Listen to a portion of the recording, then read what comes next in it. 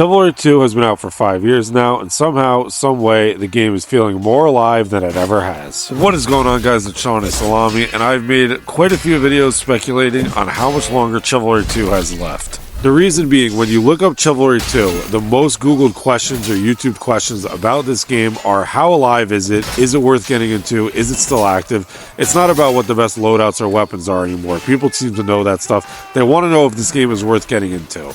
And it absolutely is. If you don't believe me and I'm just some content creator that's trying to get you to play the game so you watch my videos, check this out, guys. Chivalry 2 was dead in the water. There was a well-documented hacking problem over the summer that looked like it was going to be the end for the game, and Torn Banner finally stepped in and handled it. And once they did, and the game went on sale for Christmas and such, we've been seeing a huge resurgence for Chivalry 2. So if you're just finding out about the melee slasher genre or you have interest in Chivalry 2, yes, it's time to jump in. There's no better time than right now. And yes, it might be a little harder to jump in now than it was a few years ago, but at worst you can treat it just like you're getting ready for Chivalry 3 whenever that comes out. So I don't see the community letting this game die as long as the game is playable. So as long as we don't have another hacker problem, we should be good to go. And join the Discord, guys, if you're looking to get some games in. We're always welcoming the new players. Doesn't matter the skill level. That's what my Discord in the pinned comment is all about, is just helping out noobs, experienced players helping them, and then just grouping up and smashing lobbies together. What's better than that? So let's get into this Darkforest gameplay where we're going to be using the Messer on defense. We'll have a relaxing commentary with a new mic. Let me know what you guys think about the new mic in the comments. Finally invested in one for Christmas. Let's get into it.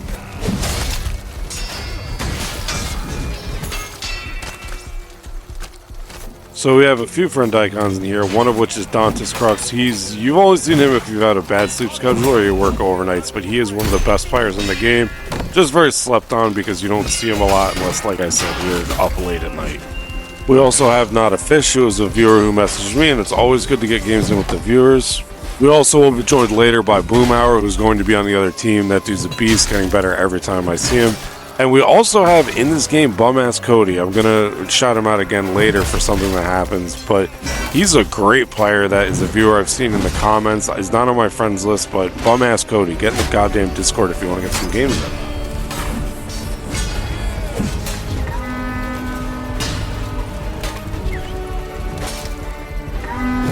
This is truly the Darkforest experience. It's just running backwards, getting pinned by the cart. It's just always a nightmare, especially when your teammates are nowhere to be found.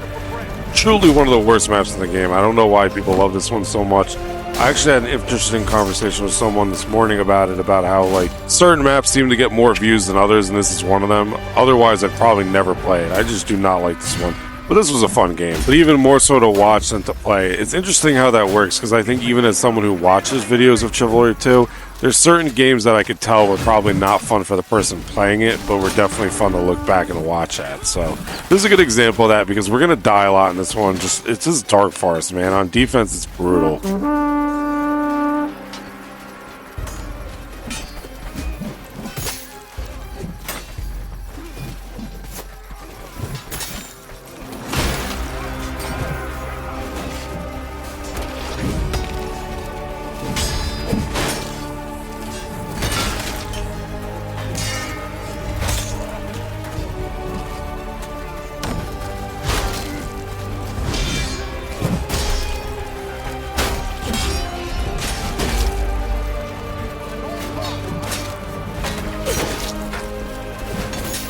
This is one of my go-to attacks on the Messer, is slash to alt slash. So what you want to do, if you're on controller, a lot of people don't realize this, is slash and then block and then slash again. That's how you do it on controller. It's one of those things that's a lot easier to do on PC. The Messer is all about the overheads, but when it comes to feinting, I find that attack is just so consistent when you can sell it with how you move your body.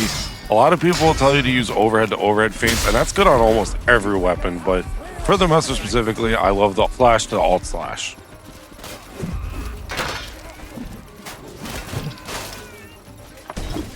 I find it so hilarious that if people actually defend the gatehouse, this is one of the hardest objectives to take in the entire game, but that's never how it goes in PUBG because people are always all fighting on the side. I'm not complaining. It doesn't really matter one way or the other to me if I win or lose. But if you didn't know, in like community run events where people are playing for the win or just competitive play, this can be very difficult to take.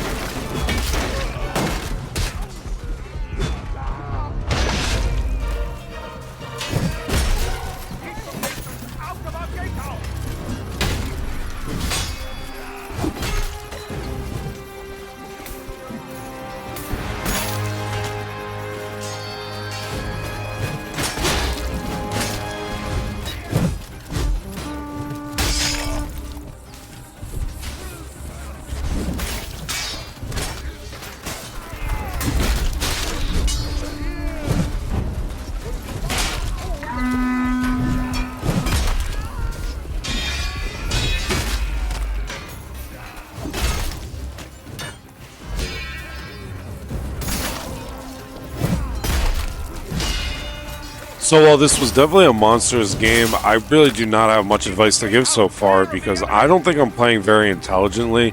It's a lot of ganking people with their backs turned, but even then, it's not like I'm going out of my way to find them. They're just kind of showing up in front of me. And my mechanics are on point. And try and point out some things as we go with that. Positioning was not a strong suit in this one. And just battlefield IQ not there. That's why in the recent video with MF Tiny Rick, I tried to get that back on track. This was one of the ones that made me think like, hey, you know, you don't need to die 30 times a game.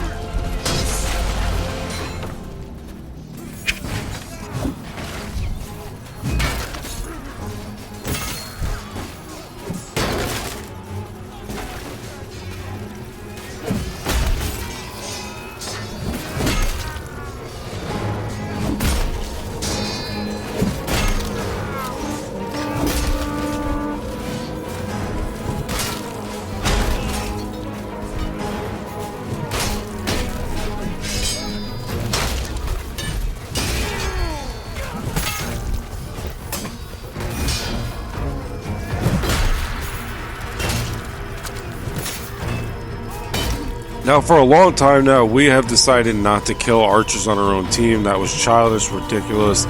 We don't grieve people that are just trying to play the game, but this is an enemy archer. He's fair game. We can kick him on the ground if we want. Looking back and editing this is stuff that made me want to get my positioning back on track. Like, look at this. This guy throws something at me, and here I am just trying to charge him and think I can kill everyone and get to him. You got to be more disciplined than that. I know it's annoying when someone's throwing stuff at you constantly, but you have to be smarter than that.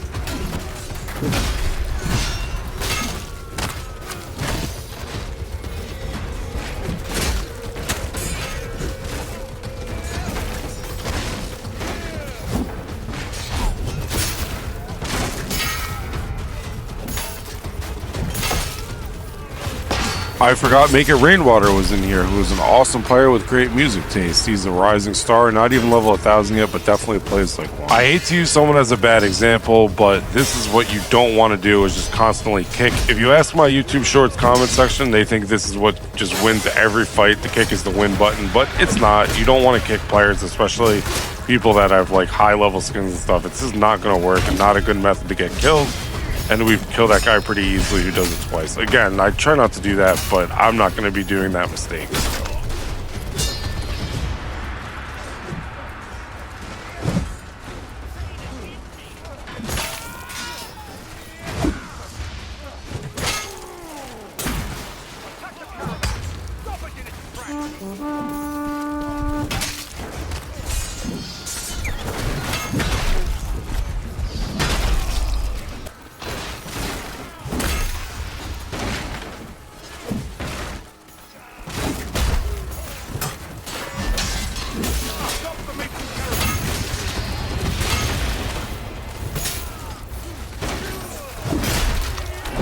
This question is from Nova, one of my favorite people to run into in game. They were basically asking, how would you feel about someone rage quitting a session because of auto balance? Thank you for the question, Nova. And first of all, I've always been of the mindset that if you're not having fun and you want to get off the game, nobody should bother you for that. So, like random strangers, I'm saying, maybe your friend's looking forward to playing with you. They're annoyed that you got off. That's different. But we should normalize rage quitting. Like, why am I going to make myself miserable and more angry if I'm having a bad time? You guys probably see me leave lobbies all the time as we get killed by this one-handed sword guy, just completely destroyed me. But to take that a step further, I think that if you get auto balance, you should also, I don't personally do this, but I think it should be okay that if you get auto balance, you just go back to your other team. I don't think there's anything wrong with that. It's ridiculous that you get punished for playing well and that it puts you on the other team. So whenever that happens, I would not judge someone for rage quitting. I would actually totally understand it.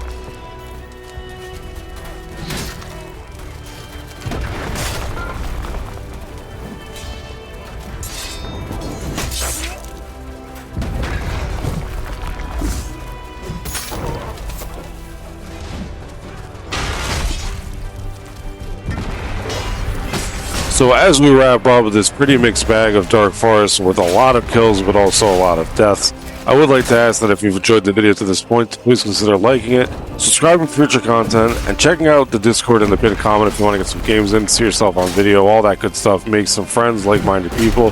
And if you want to support the Shawnee PC Fund, the channel memberships are in the description as well.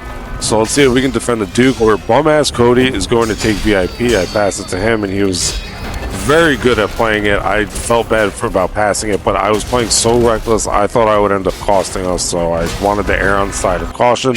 Let's see if we can defend him.